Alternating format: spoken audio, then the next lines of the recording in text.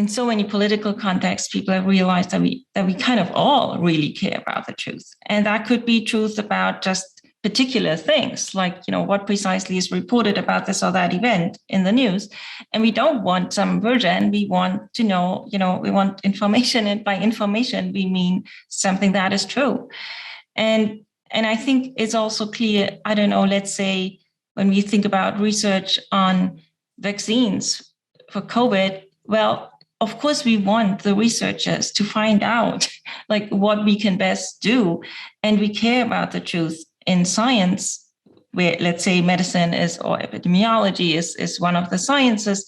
We care about truth partly because it directly bears on our life, and we are not interested in basing our actions on some, whatever. We want to act as well as we can because this is our life. So I guess what I'm saying is that maybe in that respect, I'm very influenced by ancient philosophy. For me, philosophy is not at all separate from science. In particular, the natural sciences, the sciences that what we call life sciences today, also study of the environment, climate science, and so on. I think we desperately need to find out what to do in so many contexts. And, how are we going to do that without a commitment to finding the truth, even if at a given point we only have as much as we have at a given point, and we need to base our actions on very often preliminary studies and so on and so forth. But of course, we totally care. And I think that's been abundantly clear, even more so recently. We totally care that these studies are as good as they can be.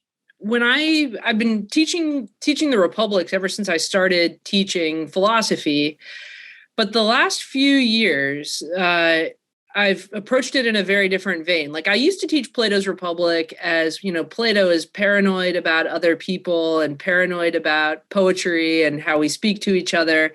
And the guy just really needs to relax and be a little bit more open-minded about how great our social life could be. Because remember, Plato's very has this pretty strict vision of the kind of city and world that we need to set up in order to have something like the truth.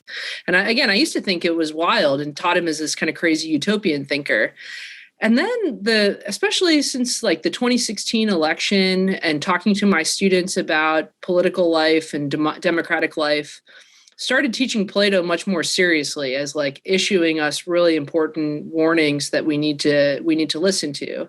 Not that we should start an authoritarian government ruled by philosopher kings or anything like that, but this idea that in a society like ours, where people need to persuade each other, where communication is really highly valued and communication skills are really important, truth can be weaponized as a form of, or truth talk can be weaponized quickly and kind of under our noses in ways that could really undermine our ability to live together and be happy. And we see this, I think, with debates about COVID. To go back to Katja's point, you Google the real truth about COVID or the truth about COVID-19, you're not going to find truth-seeking scientific web pages, at least not the first 20 hits.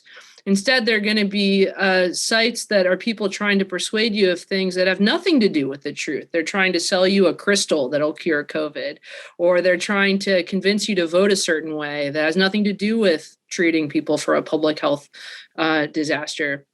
And in a kind of communications focused culture, democratic culture like ours, it's very easy for truth to become just this tool of persuasion and rhetoric, and for us to get so distracted by that we forget that the real truth, the philosophical truth, is something that's really difficult to attain, that requires a great deal of humility, and that our social system might not be set up to help us pursue.